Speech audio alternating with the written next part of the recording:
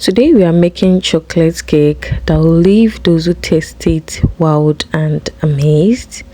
So we'll be using 4 big eggs. We'll be using 2 cups of flour, baking powder, 2 cups of sugar. You can reduce it if you want. Half cup of vegetable oil. Make sure you use a good brand. We have the chocolate flavor. I used about 2 brands of chocolate flavor. Then I'll be using the sour cream. You can replace this with your mayonnaise. We'll be using the golden syrup, and of course we'll be using half cup of cocoa powder. We'll be using half teaspoon of salt. We're using preservative. You can use brandy, you can use the powdered one.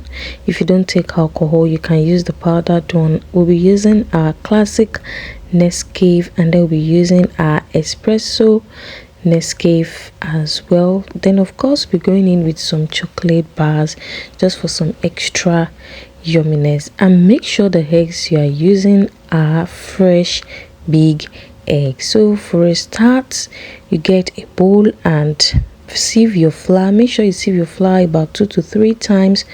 Going with your cocoa powder, we'll be mixing all the dry ingredients together.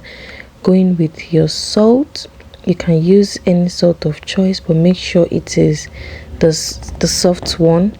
Go in with your Nescafe, going with your baking powder, going with your preservative. Because chocolate cake is high in moisture, you need to use preservative in the recipe.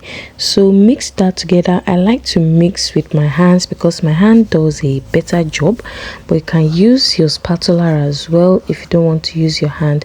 Just make sure you mix everything properly to combine. And when you are baking, make sure you clean your work surface. It makes your work easier. So into your bowl, you crack your 4 eggs.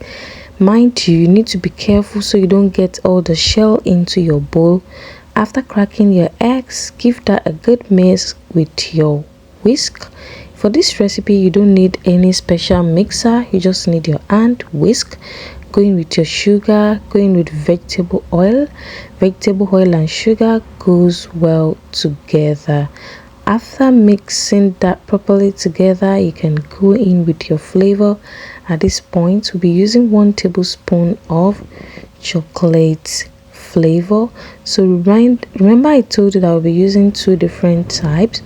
So give that a good mix, and then going with your golden syrup. You can use your honey if you have it.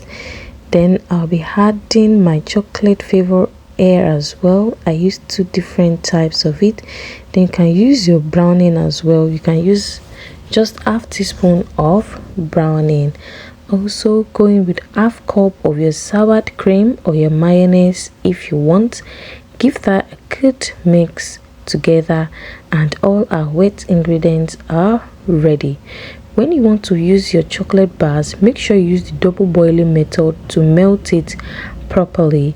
Then after mixing that together, go in with your dry ingredients, which is the flour and cocoa powder mix. Once you started adding your dry ingredients, don't overmix, just mix gently. Put your Nescafe Classic into another bowl and add some hot water to dissolve it. After dissolving it, you pour it into your already made batter, and then we'll be using half cup of hot boiling water. So remember to do this. The essence of dissolving it is so that there are no lumps. Go in with your 1 cup of hot water and mix everything together to combine. This is a oil-based recipe, so you need to line your baking pan, otherwise your cake won't come out clean. So once you mix that together, pour everything into your pan and bake on low heat for about 40 minutes.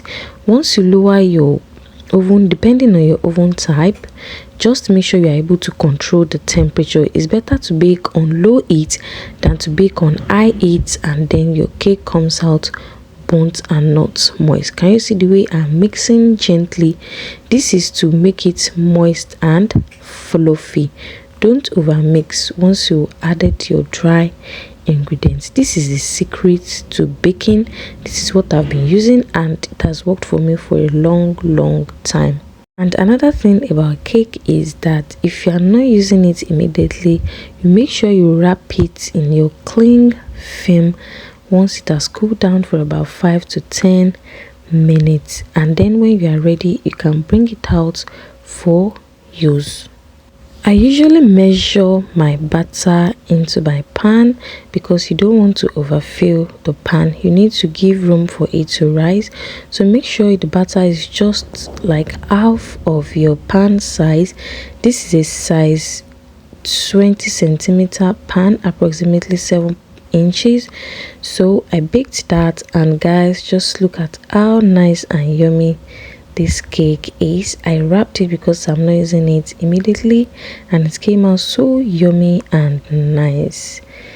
Guys, just look at that. Would you be trying this recipe? Christmas is around the corner already. Do you think this is something you can make? Let me know in the comment section. Take care, see you in my next video, and bye.